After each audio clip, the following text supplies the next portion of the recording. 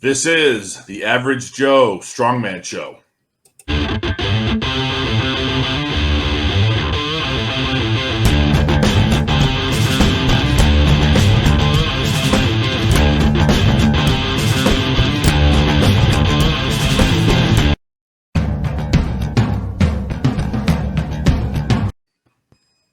What's up, everybody? I'm Lee Woody, and this is my brother from another mother, Mike Lohman. And this is the Average Joe Strongman Show. Yes, sir. So we've got a really exciting one tonight. Another heavy hitter in the realm of Masters Strongman competitors. We got Masters Pro Strongman Ken McClelland on with us tonight. Ken's a state champion wrestler from the state of Iowa. He was recruited to play football at University of Arizona. And I met Ken actually at 2016 Nationals, and it was a blowout. It was like there was Ken, and then there was the rest of us. He swept all 5 events, blew everybody out of the water. He was 2015 NAS National Champion, 2017 Arnold Amateur Strongman World Champion, took 3rd place at the 2018 Ultimate Strongman Masters World Championships in Belfast, Ireland, and then came back the next year in 2019 and actually won it. So he was the 2019 Ultimate Strongman Masters World Championship. That's just some of the highlights among several others. The guy's an absolute beast, just a beast. Just an animal. So we're honored to have him on with us tonight. So we're going to bring him on. So stand by.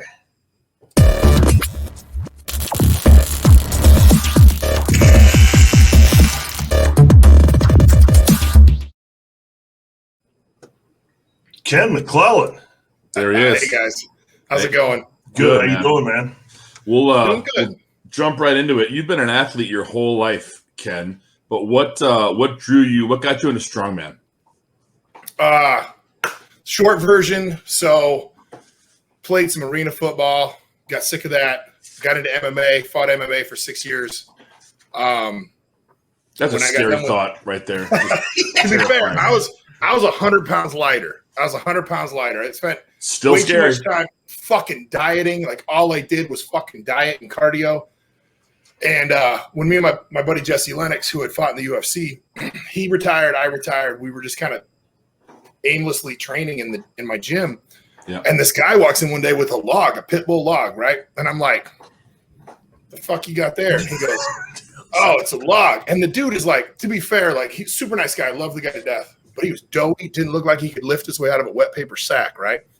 And he goes, I do strongman competitions. And I was like World's Strongest Man? And he's like, yeah, but like they have lower levels. And I was like, hold on. And so we started talking, and basically he goes, he introduced us to Strongman Corp, which was all there was at the time. And he's like, there's weight classes. I was like, time out. You might have just lost me. I'm like, what's the weight limit on heavyweight? And he goes, there's no weight limit. And I was like, I'm sorry, what? Okay, I'm in. Let's do this. So I've been doing strongman shit like for football and MMA for the longest time. Farmers walks, tire flips, like things like that. And I was like, fuck it, let's do it. And so me and Jesse jumped in, and 3 months later, we were doing a contest in a parking lot in St. Louis. And I was hooked. And as my other buddy put it, I've been on a perma bulk ever since. So, so I've been just slowly getting bigger and bigger since. And I love strongman. It's been a love-hate relationship, but it's been great. Well, speaking of bulk, I remember standing behind you in 2016 at Nationals in Louisville and just looking up at you and being like, oh my God, like what am I even doing here? Just an absolute giant. Yeah, it was fun. That was a fun contest. Yeah, it was fun. Actually, when I got there, Jim Morris and I were talking, and Ken walked by. I was like, dude, he's got to be a super heavyweight open guy. I was like, I hope like hell he's not a Masters. And sure as shit, Ken's at the top of the list. We chased him all day long. Holy crap. Yeah, it was awesome. So, Ken, I mean, on the sport of strongman, I mean, looking back when you got into it, I mean, was there anything you would have done differently from the start versus how you did it? Well, I mean, I got into it at 37, and 36, 37 is when we started really hitting it. And I honestly, I tried to train like I was fucking 27. Yeah. And, I took advice. I had a few different coaches, at the time, and I didn't listen to my own body. I kind of deferred because I immediately, my whole life, I'm more than willing to admit what I don't know. Like, I know there's a lot of shit out there that I don't know. And so I'd been training athletes and powerlifters, football players, powerlifters for quite a while. And I felt real confident in that. Strongman, I was like, man, I don't know how to do half this shit, right? Like how to lift a stone or I figured out in that first contest, I've been improperly flipping tires my whole life. And so I immediately was like, okay, I need a coach. So I sought out a couple coaches and sought out one, went with him for 3 or 4 months. He was great, taught me a lot. But as I started getting nagging injuries, I realized he wasn't listening when I would say like, hey, like I'm getting a little overuse of my elbow. Like it's just beating me up. And I'll rub some dirt on it, put a wrap on it, put like put 2 sleeves on it. Fuck it, like 2 sleeves and a wrap. You can keep going. And then so like Ken, I'm sorry to interrupt. This is when you were 36, 37, just getting into it. You had a coach. Now, was this coach younger than you or older than you? About the same age. Okay. And then so I switched from him because I just didn't feel like he was listening. Like I kept saying, like, look, man, you're not hearing me. And then I went to another coach, Josh Bryant. He was like phenomenal. I love Josh. But it turns out the elbow injury I had was pretty chronic, and it kept getting worse and worse and worse. And eventually I went and saw like 4 different doctors, and nobody could figure it out. And I went to the U of I, and they found out that I had a torn tricep tendon with an avulsion fracture. So I had pulled a piece of the bone off my olecranon process. And long story short, it took me 6 months to get back to where I could press again because they reconditioned my tricep. They, cut the bone out and did all this stuff. And I can't recommend the University of Iowa sports medicine enough. Those guys are amazing. They literally put Humpty Dumpty completely back together at least twice. Awesome. And but after that, I just kind of took what I learned and I said, what, fuck it. Like I think I can do better. I think I can do better for me than a lot of these guys. And so I sat down and I read, like in that 6 months that I was off, I read everything I could find. I bugged people on the internet. I just studied and got to a point where I'm like, all right, this is how I want to do it. And, like I'd go to a contest and I'd be coaching one of my athletes. And if I saw somebody who was a really great presser, I would go up and be like, hey man, let me ask you a question. Like, how do you train press? Like what do you do that's different from everybody else? Or you got a really great deadlifter, not a Sean Shoemaker who's like fucking freak in nature, but like, you know what I mean? Like somebody that's like, somebody you could tell like work their ass off to get an 800-pound deadlift, right? And like they're not built for it, but they're still pulling. You're like, okay, what did that guy fucking do? Like, I want to know what that guy did. Yeah. And so I just started talking to people constantly and kind of came up with the system that I use for me and my athletes, or have used for quite a while. Just prior to World's Strongest Man, I did finally hire a coach again for myself. I felt I had pushed myself to the point where I needed a change, and mentally I needed to stop like having to like brainstorm my own training. I just got to a point where I figured 2 world championships, however many national championships, like yada, yada, yada. Like I'm good. I've proved that I can coach myself. Yeah. I need a little help. I just don't want to think about it. I want to show up, look at my phone, and be like, fuck yeah, I'm log pressing today. Yeah. And that's it. Right. And I've been real happy with him. He's Shane Jarman, MST Systems on Instagram. He doesn't do so. Like, it's kind of funny. I emailed him and I was like, hey, like I want to pick up. And he's kind of like, well, I really only work with like elite athletes. Like you can use my app. And I was like, oh yeah, no, I don't do that, bro. Like deuces, I'm out. Well, then he texted me back. He's like, so I looked at your Instagram. Okay, I think we can work together. And I was like, all right, cool. I appreciate that. Like, all right, cool. So it's been fun. Like he's been real fun. It's definitely a different approach than I was used to. And I think that's always good. I've seen some pretty significant, strength gains, and I like looking at what other coaches do. Like I remember when I was in high school, my coach, Dennis Johnson, brilliant. Like I loved the guy. Like he was like second father to me. And he told me one time, he quoted Bruce Lee. He's like, absorb what is useful, reject what is not. Yeah. And I was like, the fuck's that even mean? He's like, look, you can learn something from everybody you meet, right? And you can take what's, if you talk to somebody and learn about what they do as a football coach, a football player, a strength coach, whatever, an engineer, I mean, whatever you do, if you can learn something from them and take it home, that's how you get better, right? You talk to them, you're like, nah, that shit, ooh, that's a gem. I'm taking that home, right? Yeah. And then, like, that's what I've been, and I still do it to this day. Like at World's Strongest Man, I sat and, I was an alternate, so I had a lot of time to like sit around. And I mean, I tested some equipment, but most of the time it was just me like drinking a little whiskey and watching people lift.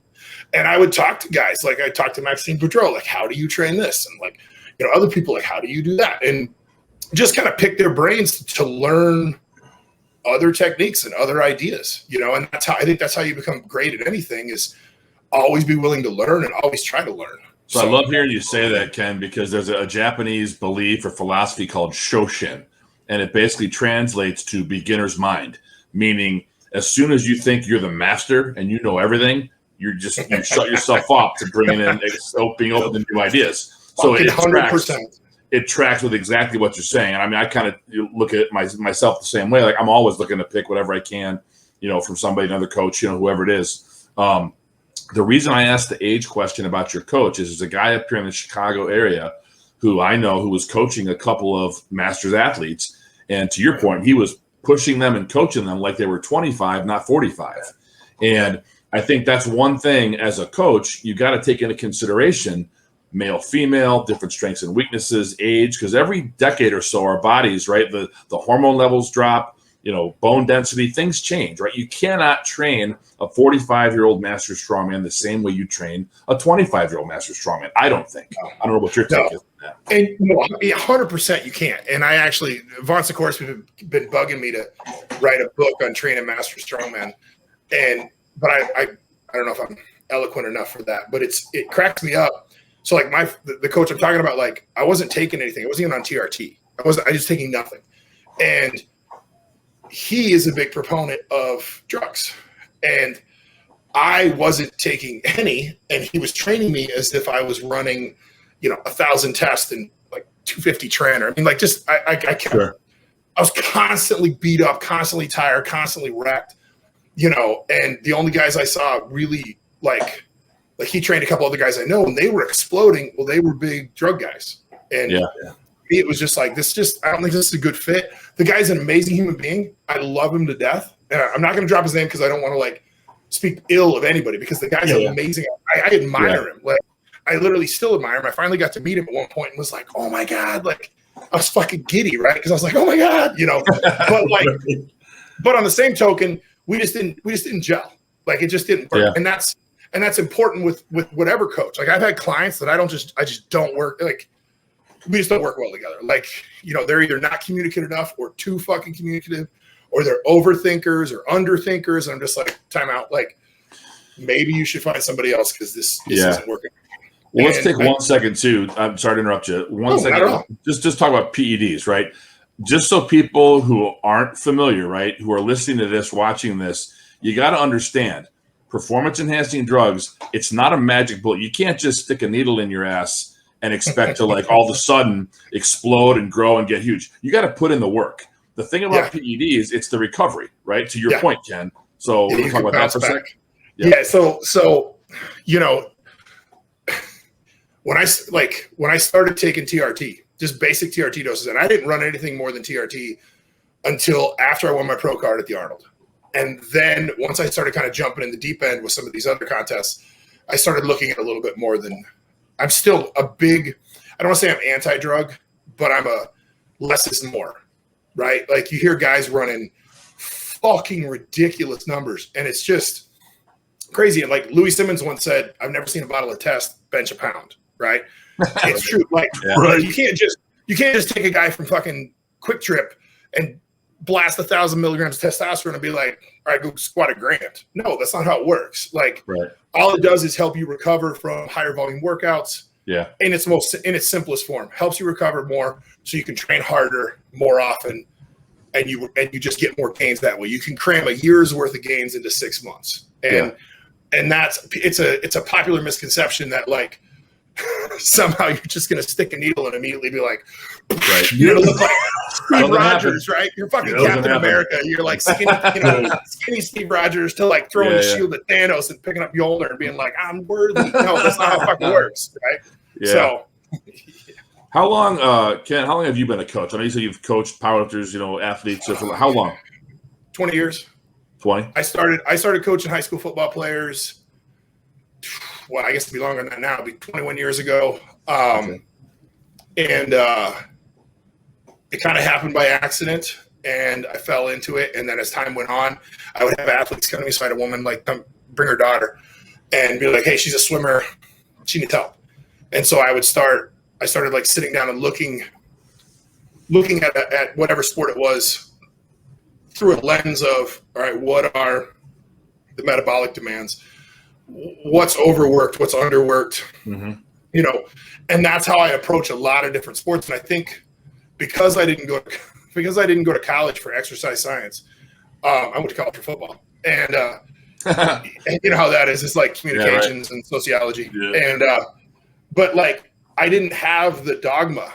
I didn't have the bias of this is how you're supposed to do it, right? Yeah. And so I would approach things, and I had a ton of success with various athletes. And like everything that I've ever done with an athlete on any sport, I've done myself. Like so, I tried West Side. I tried all these different things to learn how it felt, so that when I would go to an athlete and be like, I want you to do X.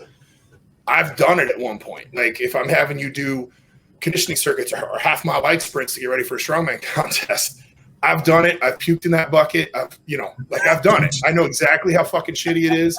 I know what you're feeling. Suck it up. It'll get better, or as my coach used to say, you'll pass out before you die.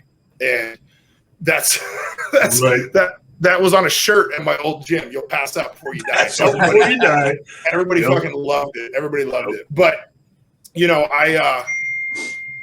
I've been coaching athletes for 21 years, started with football players, and then went into some swimmers and then shot putters. And then once I opened a commercial gym, I started getting what I call civilians, which were just like normal people showing up. Yeah, and then then they started wanting to be power lifters because they wanted to do something with the strength that they developed. And then, over time, it just kind of naturally led from one thing to another. Yeah. So, Ken, when you're now, we're in the subject of talking about coaching, when thinking about a new athlete, somebody just getting into the sport, whether it's strongman or whatever, but specifically strongman, what do you think people should be looking for considering when they're looking to hire a coach? So this is and this probably will be unpopular. If you haven't been doing strongman and have no like basic technical knowledge of the events, an online coach is going to do fuck all for you. I've got a couple beginners that came to me because there's just nobody around. Yeah. And it's a struggle. Like I have to break down videos and then make videos. Like I made videos in a mall.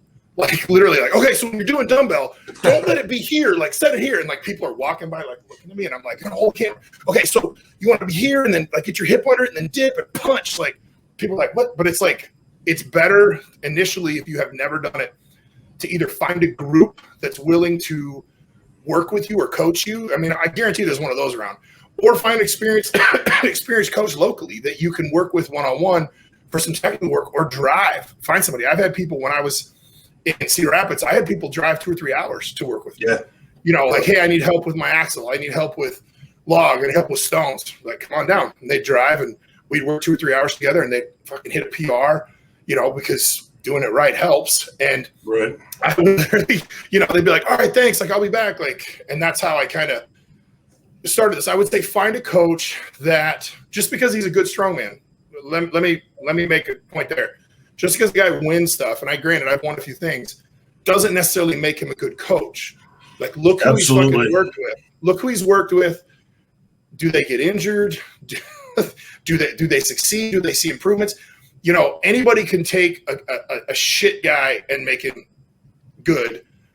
Most people can take a good guy and make him better. But can they take a mediocre guy and make him pretty fucking good?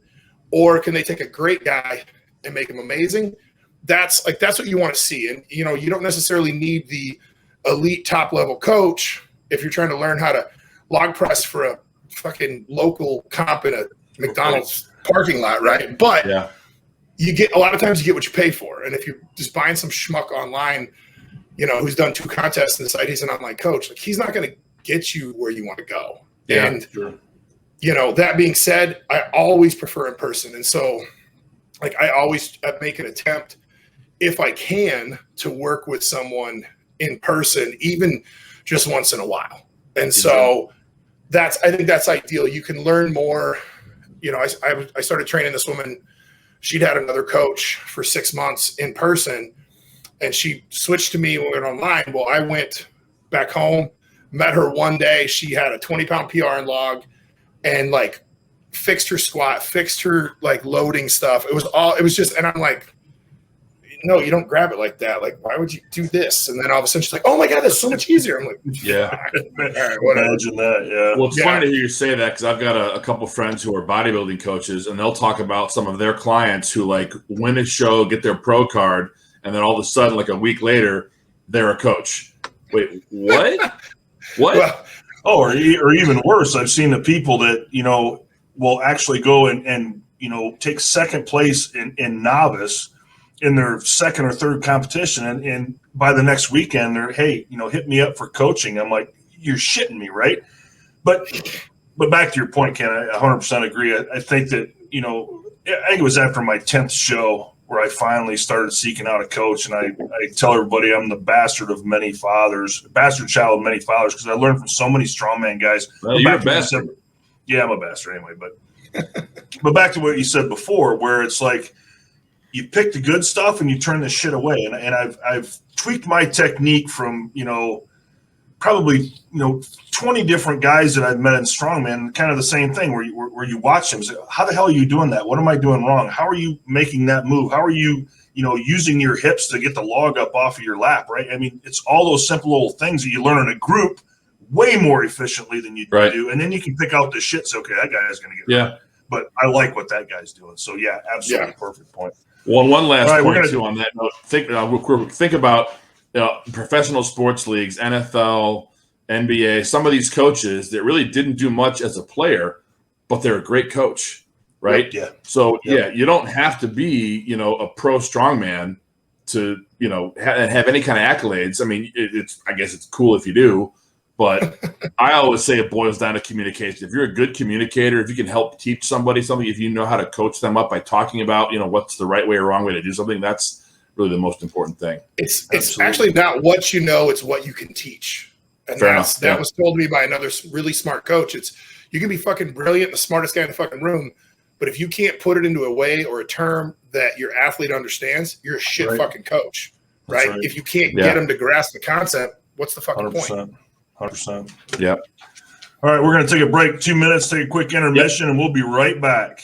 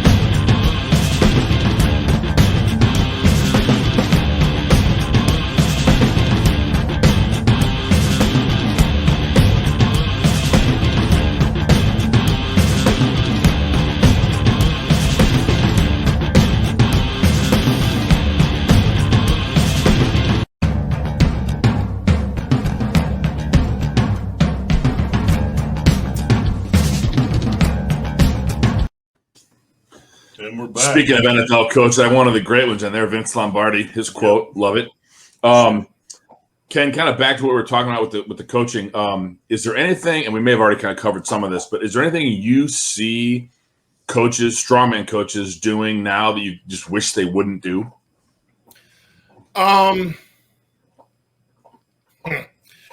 You know, I see some coaches majoring in the minors, and by that I mean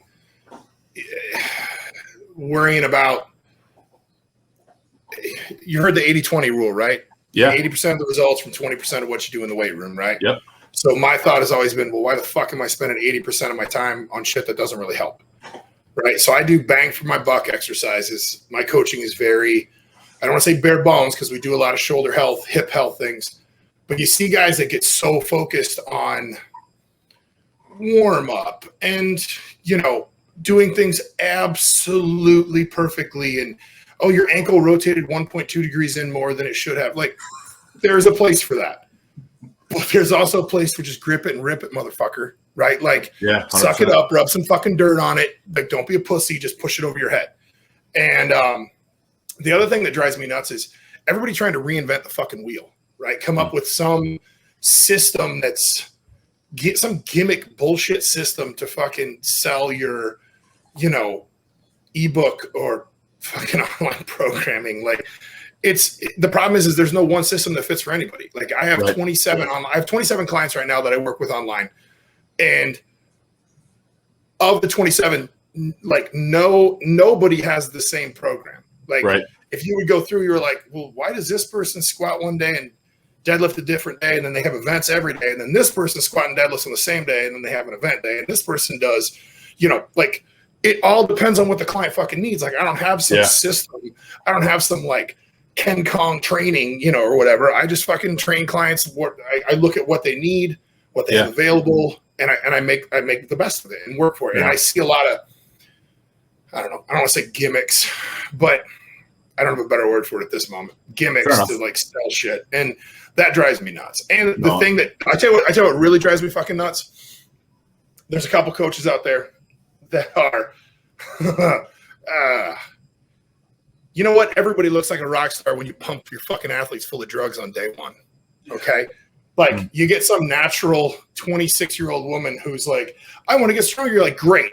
50 milligrams of Anavar, some fucking, you know, throw some fucking Winstrol on top of that. You're going to see gains no matter what you do. Well, yeah, no shit. You just pumped her full of fucking drugs. Like, why the fuck? Like, I got a 20-year-old kid that comes to me and he's like, hey, what do I need to be taking? And I'm like, nothing. You're fucking 20, dumbass. I'm like, just fucking lift. Yeah. I'm like, lift, eat. Don't be up till midnight playing fucking Xbox. You'll be strong as shit before you know it, right? Well, this coach told me I needed to. Man, fuck him. Like, fuck that. If any coach tells you day one, if you want to succeed at this, you need to take drugs, you need to find another fucking coach, right? And, I mean, I'll give you the only caveat. I had a 52-year-old guy reach out to me about training, and he's complaining about how he's exhausted all the time and he's got no sex drive. And I literally was like, you need to go get blood work, bro. And he went and got blood work, and his T was like 160 or some shit. Whoops. I was like, yeah, you need to go to a doctor and get TRT, because like right now you have the testosterone of like a 9-year-old girl. Okay. You're not going to get stronger. That is my one caveat. Like, if you're working with a master's athlete and they are beat up and you have them go get blood work and it comes back as like fucking low. Refer them to a doctor. Don't be like, well, I'm going to sell you some tea. No, don't be that fucking guy. Like, you know, have them go see a doctor. And then if they, you know, I've had numerous athletes bring up to me like, hey, should I be taking stuff? And I'm like, how long you been training? Have you dealt all the cards you have in your hand? No. Well, until you have, don't reach for that fucking ace up your sleeve, right? Like, save that shit until you've maximized the potential you have naturally, right? And once you do that, then at that point, think about and make the decision, like, is this worth it? You know, risk versus reward. Like, am I going to damage my health for what? Like, even the apex of our sport. The apex of our sport, world's strongest man. Most of those guys have other jobs. If you look at all the fucking strongmen in the world, there's like 4 of them that don't have other jobs, right? And it's like, well, what the fuck are you going to, you know, ruin your liver and kidneys for what? Yeah, A your fucking heart. sword? You could have bought it fucking, Spencer gifts. You know what I mean? Like, give me a break. Yeah. Yeah, for sure. All right, Ken. So switching gears a little bit. So talk about you've been competing internationally. Obviously, you've been across the pond several times. I mean, how's it different over there? Is it more intense, less intense? They do different events. What's that been all like? Well, I tell you what, they do the event. It's much more of a spectacle. They're more concerned about making a great fucking show and making it look amazing.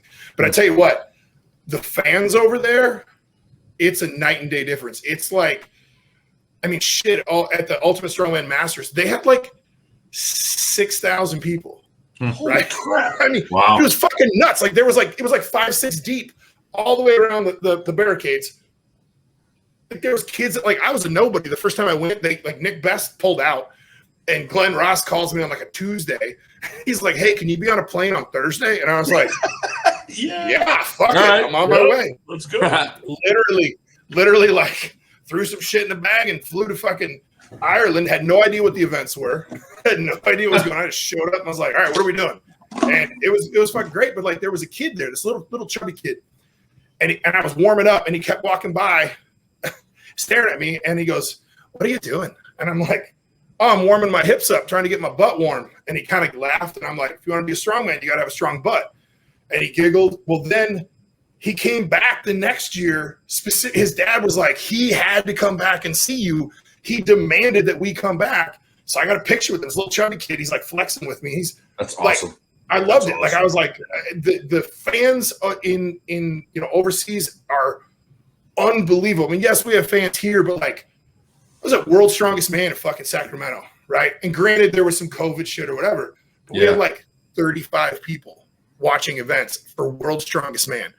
Wow. You had a bunch of fucking old dudes in singlets, right? None of us should be wearing singlets. None of us. But we're all overseas, right? And it's like crowded and loud, and everybody's going fucking nuts and cheering and high-fiving. I was just like, this is fucking incredible. Like, this is awesome. Yeah, it's really cool over there. You know, they talk about, like Colin talks about like selling out arenas for Giants live shows. You know what I mean? Can you imagine that here? Like, oh my God, yeah. Nobody shit, they can barely charge to get in, and that's like the only people that'll pay. Like my dad, like my stepdad paid. My dad paid to get in to some of my shows. They were just like, oh well, I guess I'll go. It's $10. But I mean, shit, man. No, it's completely different over there. It's awesome. That's awesome. Great. So switching gears a little bit more again.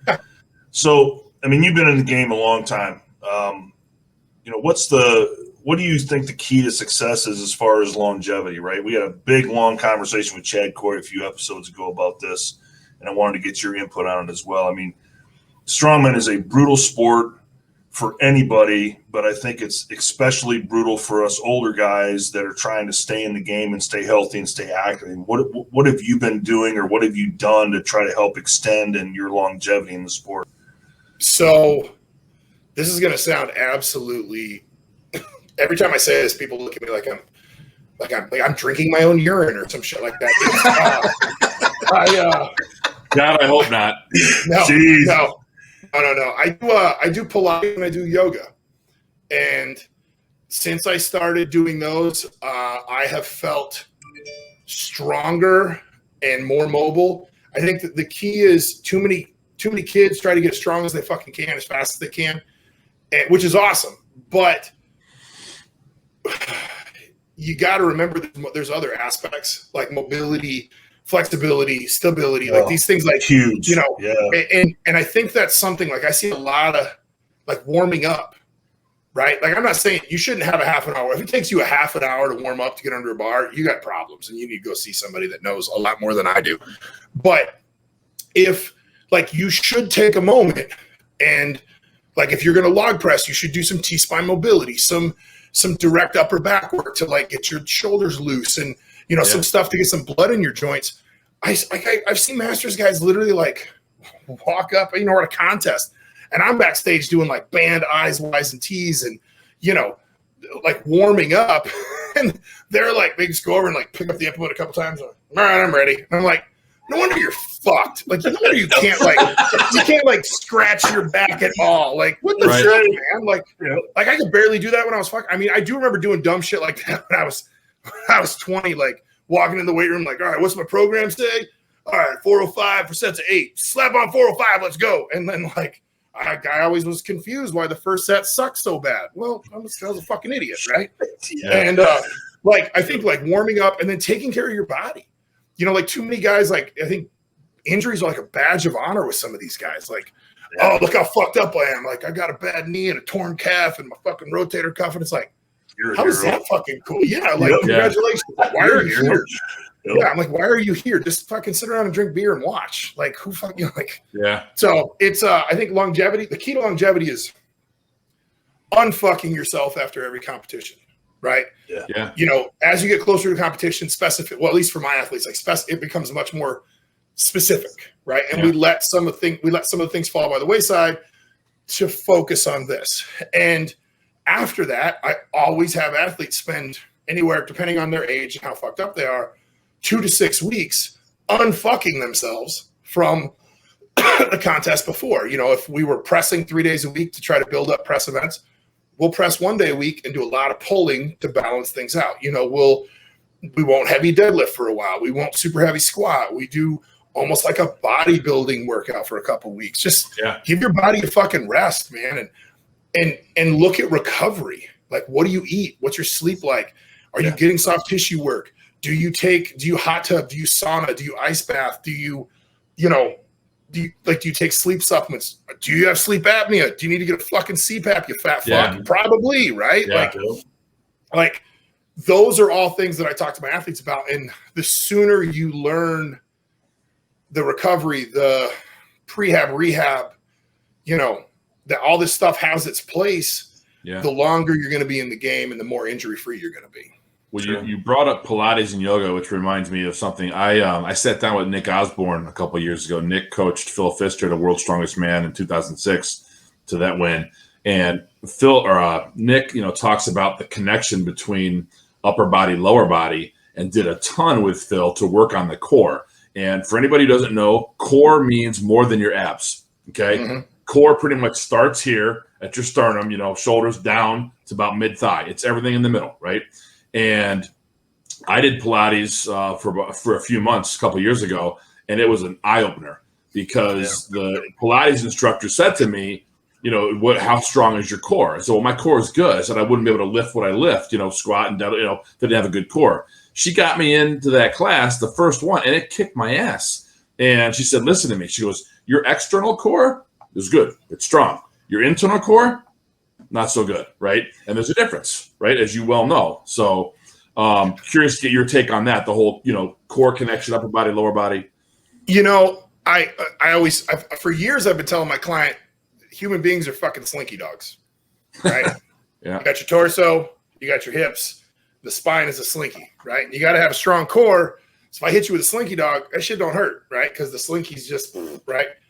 But if you put an iron bar in there, which would be a strong core, I swing the bottom of that slinky dog, the top's going to hit you pretty fucking hard. So I always talk to my clients a lot about core work. I didn't realize, you know, talk about humbling. My girlfriend owned a Pilates studio, and she works with a lot of like high level athletes for Pilates. I went, did Pilates with her. 5 minutes in, I was like, what the fuck is wrong with my leg? I was the same way. How is this even possible? I was like, I literally had to get up, go into the bathroom, and like take a moment. I'm doing one of those like look myself in the mirror, like, come on, man, you're not gonna do this shit. Like, God damn it, what the fuck? How hard? It's just sitting up. It's not that fucking hard. Quit being a fucking pussy.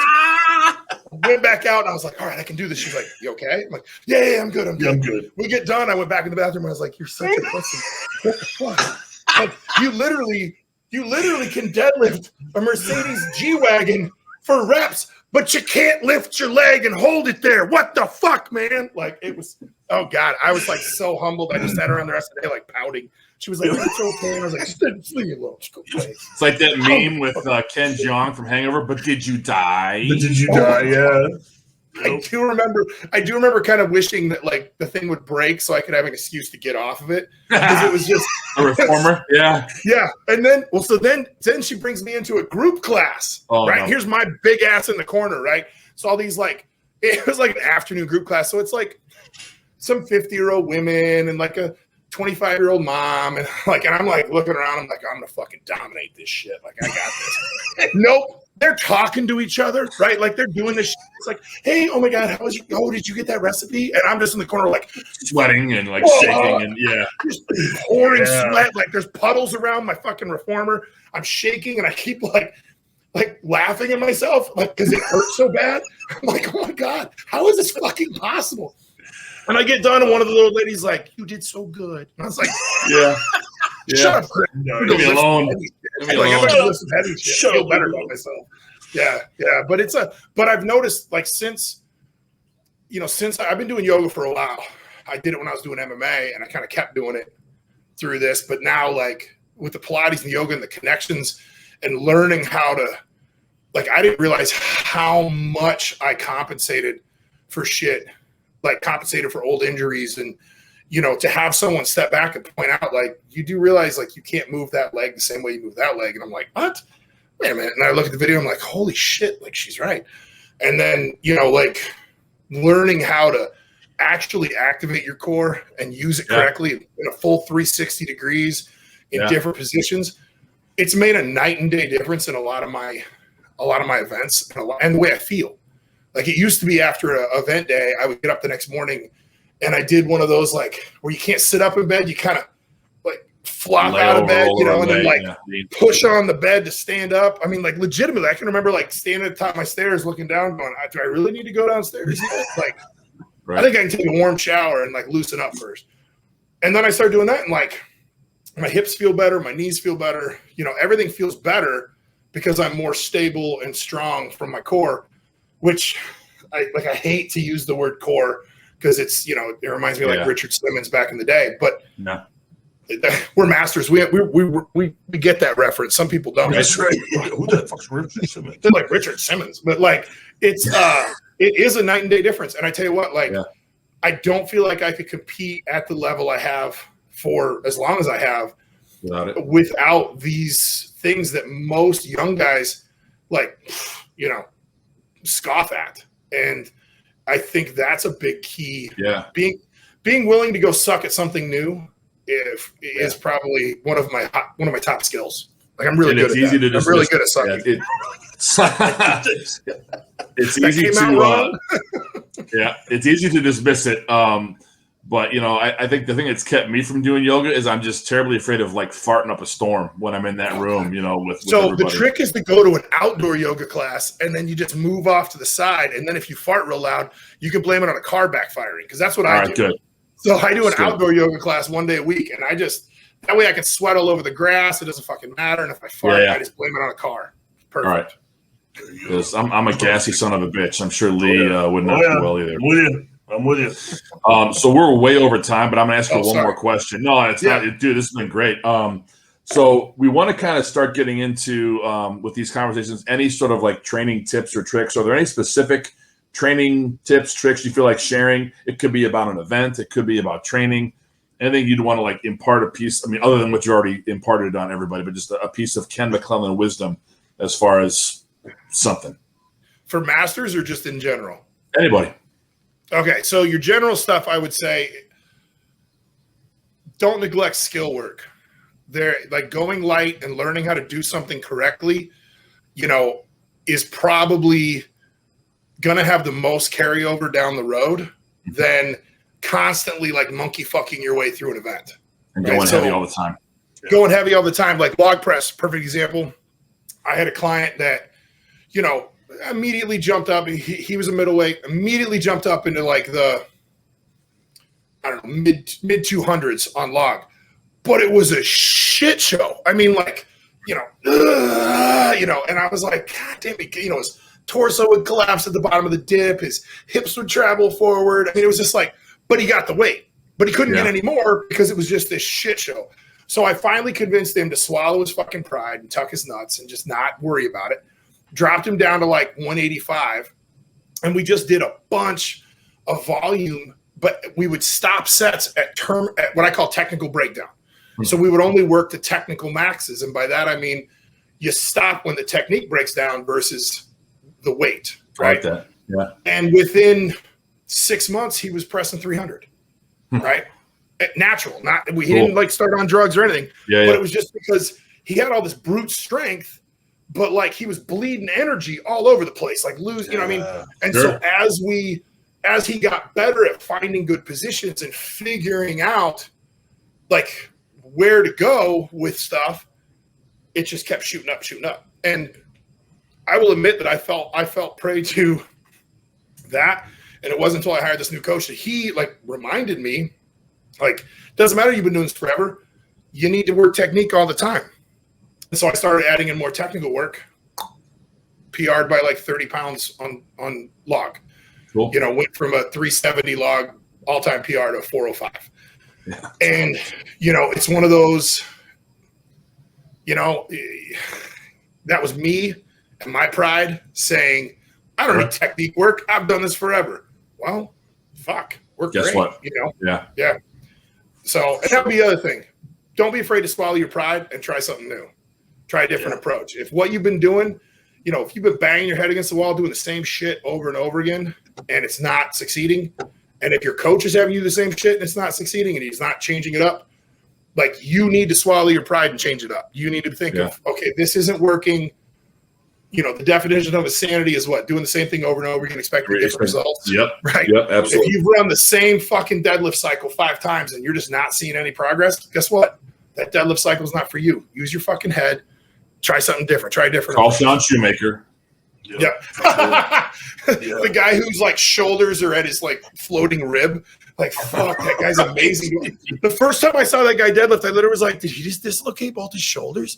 Oh my God. And then he stood up and I was like, no, he could scratch his own knees while standing straight up. I'm like, that guy's amazing. Like I love the guy to death, but like, holy fuck. It's just, like I want to punch him. He's so good at deadlift. It's just like, damn it. It's a freaking nature for sure. I've got probably a half a dozen more questions I could ask you. We got to cut this off. So we got to have you come back, man. But hey, good luck at OSG, man. Hope you do great. Thanks. Me too. Yeah, thanks, Ken, for joining us. We'll have you back soon. All right. It was a pleasure. Take care. Thanks, man. See you. Right, bye.